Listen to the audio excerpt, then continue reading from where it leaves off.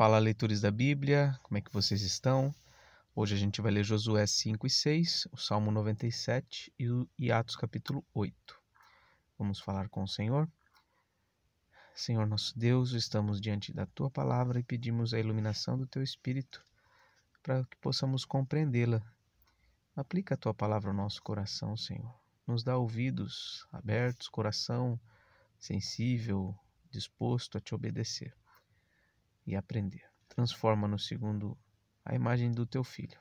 Pedimos em nome de Cristo Jesus. Amém. Quando todos os reis dos amorreus que habitavam deste lado do Jordão ao oeste, e todos os reis dos cananeus que estavam junto ao mar ouviram que o Senhor tinha secado as águas do Jordão diante dos filhos de Israel, até que tivéssemos passado, o coração deles se derreteu de medo e ficaram desanimados por causa dos filhos de Israel. Naquele tempo o Senhor disse a Moisés: Faça facas de pedra e passe de novo a circuncidar os filhos de Israel. Então Josué fez facas de pedra e circuncidou os filhos de Israel em Gibeate Aralote. Foi esta a razão por que Josué os circuncidou. Todo o povo que tinha saído do Egito, todos os homens de guerra, tinham morrido pelo caminho no deserto, porque todo o povo que saiu do Egito estava circuncidado. Mas nenhum deles que havia nascido no deserto pelo caminho, depois de terem saído do Egito, haviam circuncidado, porque os filhos de Israel andaram 40 anos pelo deserto, até desaparecer toda a nação, a saber, os homens de guerra que saíram do Egito, que não obedeceram à voz do Senhor, aos quais o Senhor tinha jurado que não lhes deixaria ver a terra que o Senhor, sob juramento, prometeu dar a seus pais, terra que mana leite e mel. Porém, em seu lugar, pôs os filhos deles, e a estes Josué circuncidou. Estavam incircuncisos porque não os circuncidaram no caminho. Depois que toda a nação foi circuncidada, ficaram no seu lugar no arraial até que sararam. Então o Senhor disse a Moisés: Hoje removi de vocês a vergonha do Egito. Por isso aquele lugar foi chamado de Gilgal até o dia de hoje. Então eles atravessaram o Jordão e Deus mandou eles circuncidarem todos os homens, porque eles não tinham sido circuncidados. Os que saíram do Egito estavam circuncidados, mas os que nasceram ao longo dos anos, dos 40 anos, não estavam circuncidados. Enquanto os filhos de Israel estavam acampados em Gilgal, celebraram a Páscoa no dia 14 do mês, à tarde, nas campinas de Jericó. No dia seguinte à Páscoa, comeram do fruto da terra. Nesse mesmo dia, comeram pães sem fermento e cereais tostados. Um dia depois de terem comido do produto da terra, o maná cessou. E os filhos de Israel não mais o tiveram, mas naquele ano comeram do que foi colhido na terra de Canaã. Olha que interessante. Deus os sustentou até o dia em que eles comeram o fruto da terra de Canaã. No dia seguinte parou o maná. Quando Josué estava perto de Jericó, levantou os olhos e olhou, e eis que se achava em pé diante dele um homem que trazia na mão uma espada. Josué se aproximou dele e perguntou: Você é dos nossos ou dos nossos adversários? Essa cena, ela é muito significativa. Josué se encontra com um homem, ele vê diante dele um homem com uma espada na mão. E Josué pergunta: Você é dos nossos? Ou seja, você está a nosso favor, você está conosco? Ou você é dos nossos adversários? Josué não identificou muito bem quem era aquele homem. Ele respondeu, versículo 14, não sou, olha só a resposta dele, não sou nenhuma coisa nem outra. Sou príncipe do exército do Senhor e acabo de chegar. Olha que interessante.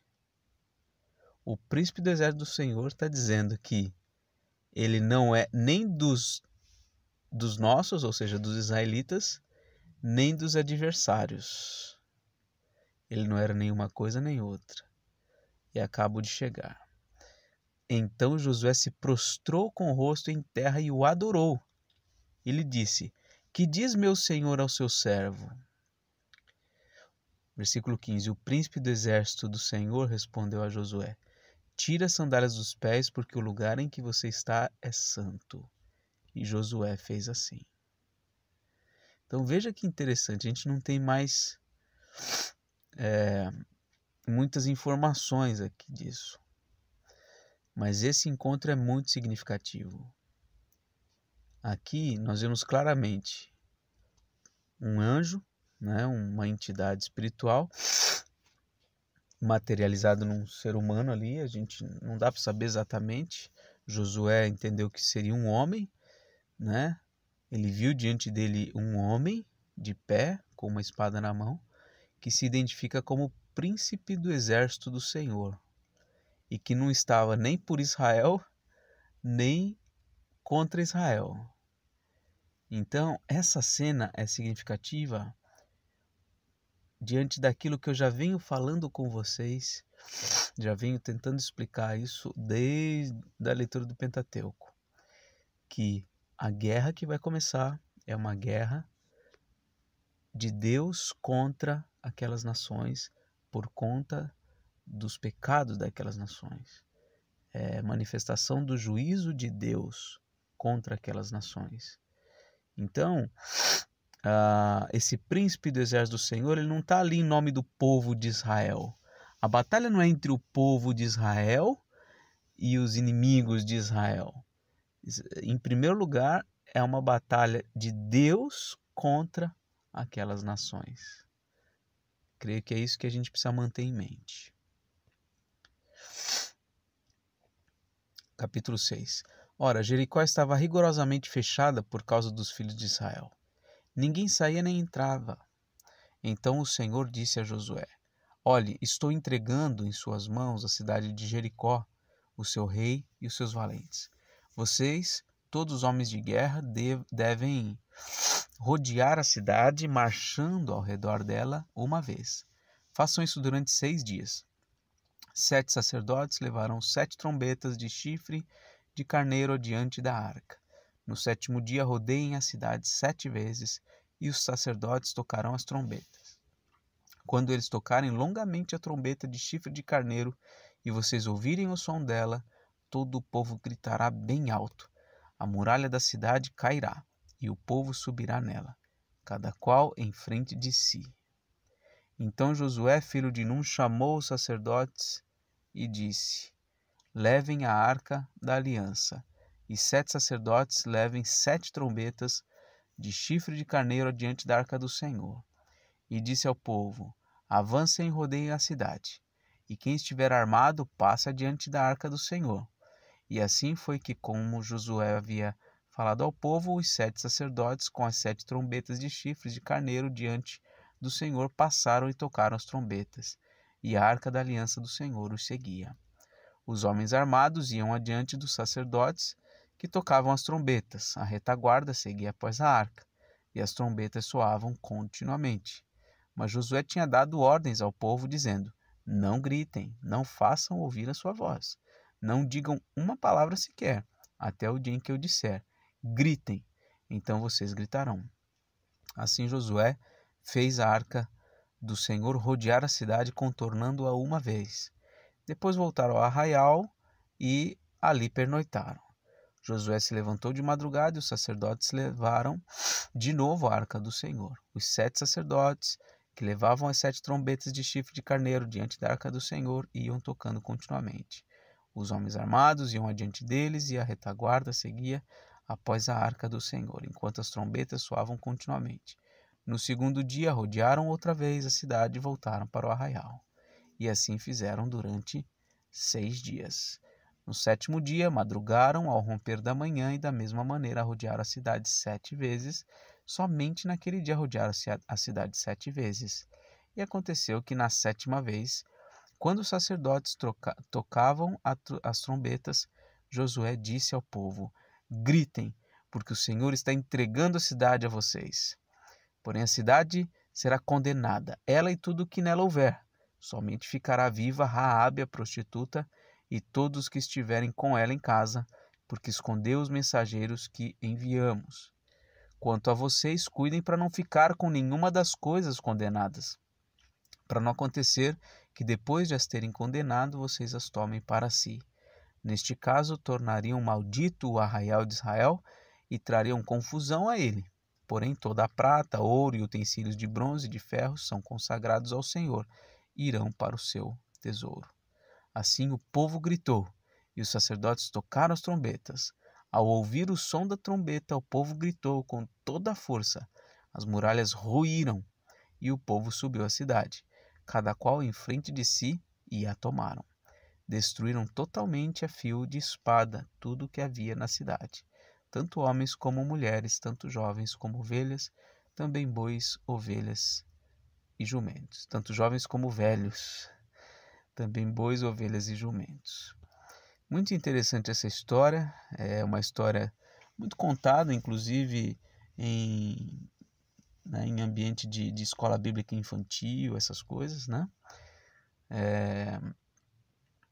E o que a gente vê aqui é que o povo de Deus, eles não fizeram nada para que aquele muro realmente ruísse. Não adianta a gente pensar numa questão da física, de que aquele barulho fez ruir as muralhas. Não, foi Deus mesmo que fez tudo isso acontecer, né?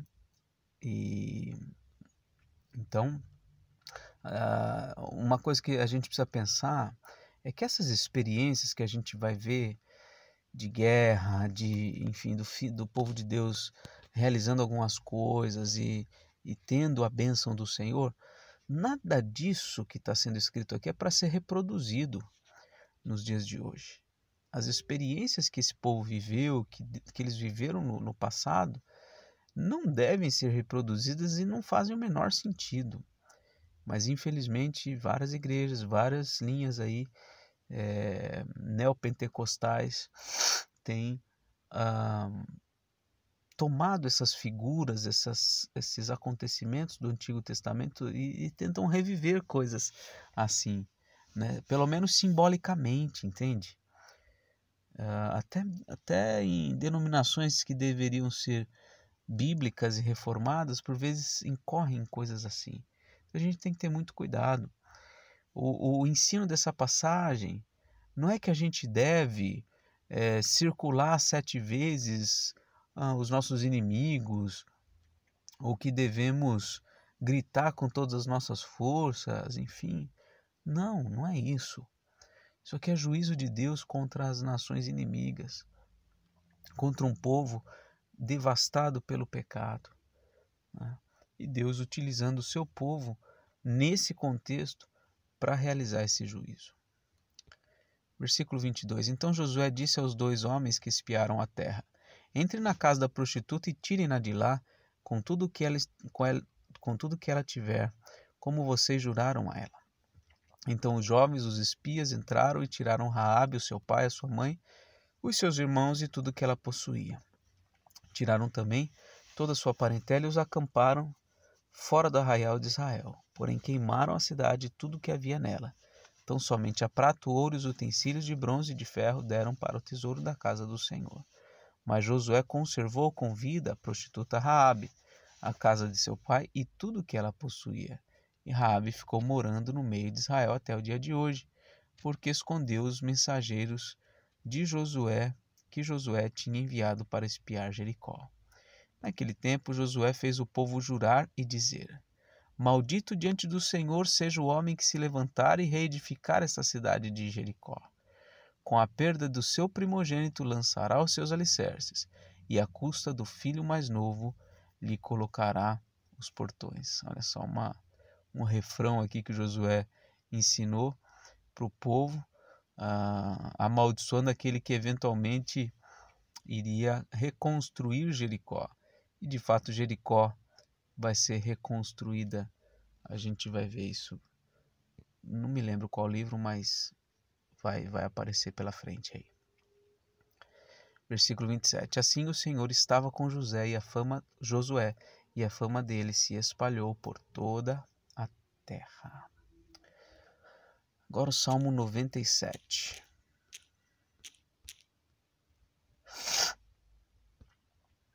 Reina o Senhor, alegre-se a terra, exultem as muitas ilhas, Nuvens e escuridão o rodeiam, justiça e juízo são a base do seu trono. Adiante dele vai um fogo que consome os inimigos ao seu redor. Os seus relâmpagos iluminam o mundo, a terra os vê e estremece. Os montes se derretem como cera na presença do Senhor de toda a terra. Os céus anunciam a sua justiça e todos os povos veem a sua glória. Sejam envergonhados todos os que adoram imagens de escultura, os que se gloriam de ídolos. Todos os deuses prostrem-se diante dele. Sião ouve e se alegra. As filhas de Judá exultam por causa da tua justiça, ó Senhor, pois tu, Senhor, és o Altíssimo sobre toda a terra. Tu estás muito acima de todos os deuses. Vocês que amam o Senhor odeiem o mal. Ele protege a vida dos seus santos e os livra das mãos dos ímpios. A luz se difunde para o justo e a alegria para os retos de coração. Alegrem-se no Senhor, ó justos, e deem graças ao seu santo nome. Um belo hino de louvor ao Senhor. Agora, Atos, capítulo 8. Versículo 1 diz que Saulo consentia na morte de Estevão. Esse Saulo é a primeira vez que está sendo mencionado aqui. Ele, como a gente vai ver, né, ele era alguém importante, alguém que tinha alguma proeminência na religião judaica. Ele tem, o seu nome é Saulo, depois que vai mudar para Paulo. Naquele dia teve início uma grande perseguição contra a igreja em Jerusalém. Todos, exceto os apóstolos, foram dispersos pelas regiões da Judéia e da Samaria. Alguns homens piedosos sepultaram Estevão e fizeram grande lamentação por ele. Saulo, porém, queria destruir a igreja. Indo de casa em casa, arrastava homens e mulheres, lançando-os na prisão. Essa questão de Estevão, o testemunho dele foi tão impactante e causou uma ira tão grande que isso despertou uma grande perseguição contra toda a igreja. O que a gente viu em Atos 1, versículo 8, Atos capítulo 1, versículo 8, foi que com a descida do Espírito Santo eles receberiam poder para serem testemunhas, tanto em Jerusalém como em toda a Judéia, Samaria até os confins da terra. Mas até agora, veja, isso foi lá no capítulo 1, a descida do Espírito foi no capítulo 2, e aí eles estão vivendo em Jerusalém, não saem de Jerusalém. E certamente por eles não saírem de Jerusalém, vem essa circunstância adversa, mas que acaba provocando exatamente o movimento que Deus queria que acontecesse de expansão do Evangelho. Então, com essa perseguição que sobreveio sobre a igreja, o versículo 1 está dizendo que foram dispersos pelas regiões, olha aí, da Judéia e Samaria. Essa foi a maneira que Deus utilizou para dispersar o seu povo, para que o seu povo fosse testemunhando a sua palavra por outras regiões. Enquanto isso, os que foram dispersos, olha só, iam por toda parte pregando a palavra. Era isso que Deus queria que acontecesse. Que eles saíssem pregando a palavra. E foi a perseguição que Deus usou para que isso acontecesse. Versículo 5. Filipe foi à cidade de Samaria e anunciava Cristo ao povo dali. As multidões unânimes davam atenção às coisas que Filipe dizia, ouvindo-as e vendo os sinais que ele fazia. Veja, Filipe é um daqueles, entre aspas, diáconos. Ele também fazia sinais. Deus estava agindo dessa maneira na vida de alguns. Não era todo mundo, não. Mas alguns que tinham essa prerrogativa de pregar e de fazer sinais. Pois os espíritos imundos, gritando em alta voz, saíam de muitos que estavam possuídos por eles. E muitos paralíticos e coxos foram curados, e houve grande alegria naquela cidade. Havia naquela cidade um homem chamado Simão, que praticava artes mágicas e deixava o povo de Samaria admirado. Dizia ser alguém muito importante e todos lhe davam ouvidos, do menor ao maior. dizendo: este homem é o poder de Deus, chamado o grande poder. Davam atenção a ele porque durante muito tempo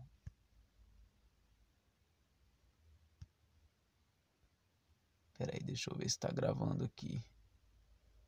Acho que está gravando. Nossa, que sumiu o negocinho ali vermelho. Fiquei preocupado.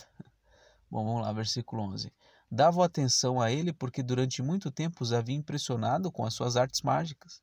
Quando, porém, deram crédito... Quando, porém, deram crédito a Filipe, que os evangelizava a respeito do reino de Deus e do nome de Jesus Cristo, iam sendo batizados, tanto homens como mulheres. O próprio Simão abraçou a fé e, tendo sido batizado, acompanhava Filipe de perto, observando, extasiado, os sinais e grandes milagres praticados. Quando os apóstolos que estavam em Jerusalém ouviram que o povo de Samaria tinha recebido a palavra de Deus, enviaram-lhes Pedro e João. Chegando ali, oraram por eles para que recebessem o Espírito Santo, pois o Espírito ainda não havia descido sobre nenhum deles. Tinham apenas sido batizados em nome do Senhor Jesus. Então lhes impuseram as mãos e eles receberam o Espírito Santo. Esses 2 versículos aqui é que dá margem para muitos acreditarem que o Espírito Santo é uma segunda bênção. Como se a conversão a Cristo não fosse propriamente uma obra do Espírito Santo, né? Então esses versículos aqui dão a entender isso, que a vinda do Espírito Santo, a descida do Espírito Santo sobre alguém, é uma segunda bênção, é algo adicional que vem depois da conversão, né? Mas não é exatamente isso. A gente, para afirmar uma doutrina, a gente precisa de mais robustez, aí, mais evidências disso, né? Versículo 18. Quando Simão viu que pelo fato de os apóstolos imporem as mãos era concedido o Espírito Santo, ofereceu-lhes dinheiro, dizendo: deem também a mim esse poder, para que a pessoa sobre a qual eu impuser a mão receba o Espírito Santo. Mas Pedro respondeu: que o seu dinheiro seja destruído junto com você, pois você pensou que com ele poderia adquirir o dom de Deus. Não existe porção nem parte para você neste ministério, porque o seu coração não é reto diante de Deus. Portanto, arrependa-se desse mal e ore ao Senhor. Talvez ele o perdoe por esse intento do seu coração, pois vejo que você está cheio de inveja e preso em sua maldade. Simão disse aos apóstolos: peço que vocês orem ao Senhor por mim, para que não me sobrevenha nada do que vocês disseram. Eles, porém, tendo dado o seu testemunho e pregado a palavra do Senhor, voltaram a Jerusalém e evangelizavam muitas aldeias dos samaritanos. Então veja, eu volto a dizer aqui, todo o livro de Atos é uma descrição de como as coisas aconteceram, né? E foi mediante a pregação de Filipe que os samaritanos conheceram o Evangelho. Provavelmente já tinha algum grupo, até por influência daquela mulher samaritana de João 4, né? Mas ali ele pregou o Evangelho, realizou sinais e eles se converteram. E aí veio os apóstolos e oraram, impuseram as mãos sobre eles e eles receberam o Espírito Santo. Mas veja que não tem aqui uma conexão direta entre essa ideia de receber o Espírito Santo e a manifestação do dom de línguas. Não aparece aqui em Samaria. Por que será? Se o dom de línguas fosse exatamente a principal evidência da manifestação do Espírito, será que aqui não teria que ter sido dito algo a respeito disso? Não sei. Fica aí para a gente pensar. Um anjo do Senhor disse a Filipe: levante-se e vá para o sul, no caminho que desce de Jerusalém a Gaza. Este se acha deserto. Filipe se levantou e foi. Havia um etíope, eunuco, alto oficial de Candace, rainha dos etíopes, o qual era superintendente de todo o seu tesouro. Ele tinha vindo adorar em Jerusalém e estava regressando ao seu país. E assentado na sua carruagem, vinha lendo o profeta Isaías. Então o Espírito disse a Filipe: Aproxime-se dessa carruagem e acompanhe-a. Correndo para lá, Filipe ouviu que o homem estava lendo o profeta Isaías. Então perguntou: O senhor entende o que está lendo? Ele respondeu: Como poderei entender se ninguém me explicar? E convidou Filipe a subir e sentar-se ao seu lado. Ora, a passagem da Escritura que ele estava lendo era esta: Foi levado como ovelha para o matadouro, e como um cordeiro mudo diante do seu tosqueador, ele não abriu a boca. Na sua humilhação, lhe negaram justiça. Quem poderá falar de sua descendência? Porque a vida dele é tirada da terra. Então o eunuco disse a Filipe: Peço que você me explique a quem se refere o profeta. Fala de si mesmo ou de outra pessoa? Então Filipe explicou, e começando com essa passagem da Escritura, anunciou-lhe a mensagem de Jesus. Seguindo pelo caminho, chegaram a certo lugar onde havia água. Então o eunuco disse: Eis aqui a água. O que impede que eu seja batizado? Filipe respondeu: É lícito se você crê de todo o coração.